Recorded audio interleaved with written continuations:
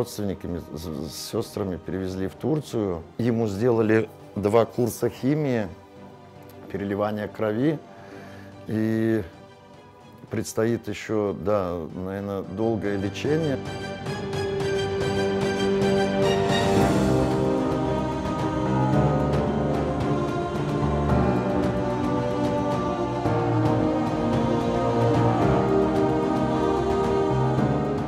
Я обращаюсь к людям в этот священный месяц Рамазан, по возможности помочь в сборе средств для того, чтобы мы смогли спасти нашего брата.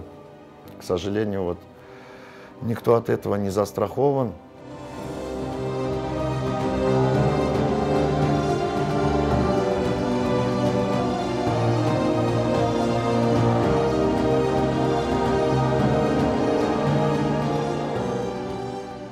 И вот благодаря вам, что нам помогли, мы смогли с ним и прооперировать его. Сегодня парнишка, благодаря вам, жив, здоров, учится, поступил. Правда, вот ваша поддержка, она не только в финансовом плане, знаете, дает возможность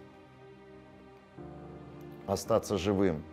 Но и вот ваши молитвы, ваша поддержка, она тоже непосредственно, особенно больным, но и нам, родственникам, оно дает силу, надежду, уверенность, что мы сможем эти преграды пройти.